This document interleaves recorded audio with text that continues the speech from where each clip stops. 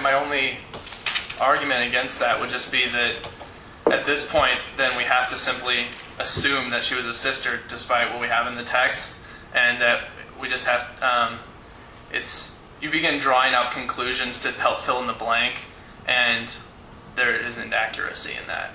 Do you think you can make inferences, though? Accurate inferences, like... It's possible to make accurate inferences, but how do you know they're accurate inferences? I mean, there could be a lot of different ways to explain it. Or you could say that this was written by a lot of people who wanted to tell a lot of stories, and they left some things out. Again, like my first point, it's not an all-encompassing account of history. It's meant to give us the information we need and not much more. And I see no contradiction here. Now, if it would have stated that he married somebody else, or that he did not marry, and then that he married this woman, there would be an obvious contradiction. But here I don't see one. And again, if we're looking for an all-encompassing account of everything historically that we need, the Bible would be this tall and impossible to read. So I don't think a lack of information in any way, shape, or form constitutes a contradiction. All right, want to go to your next one? Sure. Okay. Let's see. So my next one are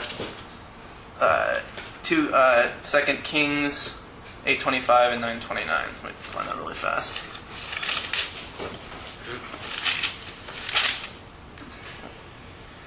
I have all these little tabs in here. There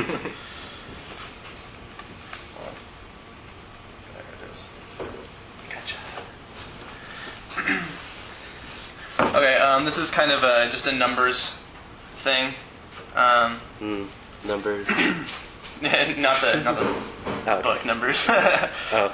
All right, so just in this one we have in apparent inaccuracy in information. We have in the 12th year of Joram, the son of Ahab, king of Israel, Ahaziah, I don't know how to pronounce that, the son of Jehoram, king of Judah, began to reign.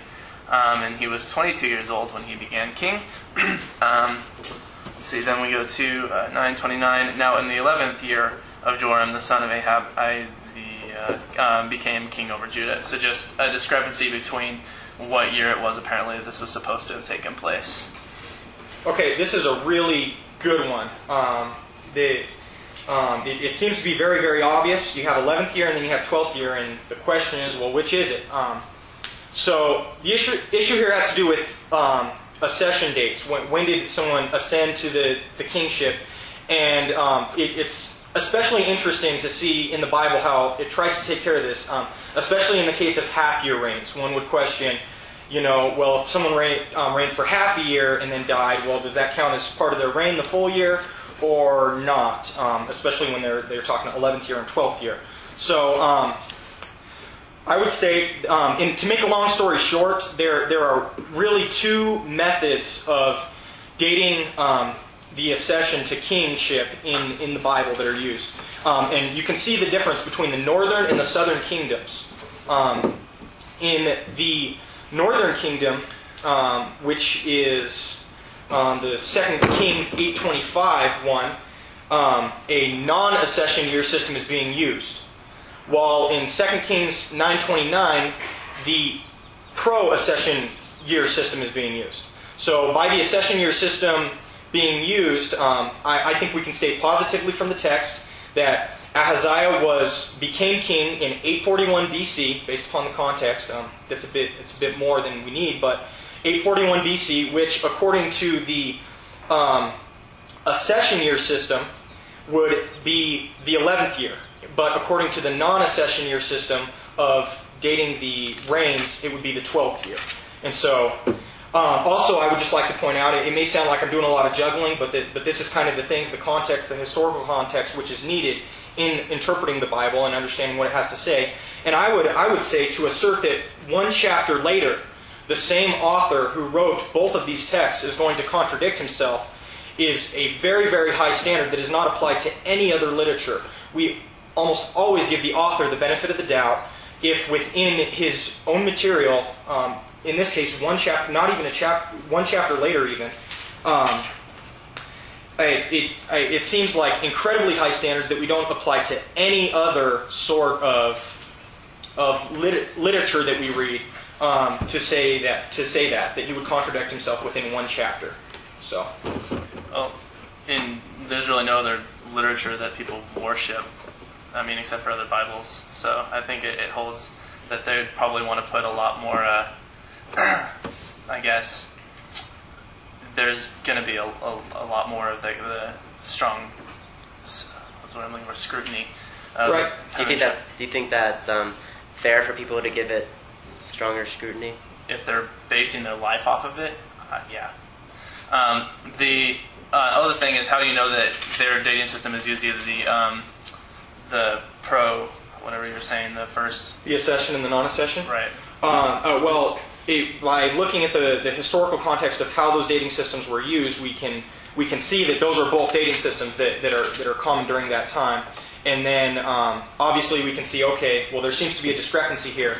Then in examining it, we can see, okay, the author must be employing this accession and then the non-accession in the other one. So while I will grant that it seems like I'm forming up something that, in order to get rid of this contradiction, I really don't think that it is once you examine the historical context of how those different dating systems were used. No, and I completely understand that position, but then again, it's just I come back to the point that you then have to assume that that's probably what's going on, rather than having that is what's going on explicitly. Do you think this is also a faith thing on this specific? On this one, I don't really believe so. While there might be some, and we might address some tonight, which might have to be faith issues, I really don't think, again, to assert that something has to be stated explicitly in order for it to be true, it is just a high standard that nobody holds any sort of literature to. While I understand the point that people base their entire lives off of the Bible, and so it necessarily must have a higher standard, in terms of the way that it conveys history and literature, the Christian position is that God will use the means of human beings to write it down, and so therefore must necessarily communicate to us in human language, like I referred to before in my opening statement, with the rounding and the things like that.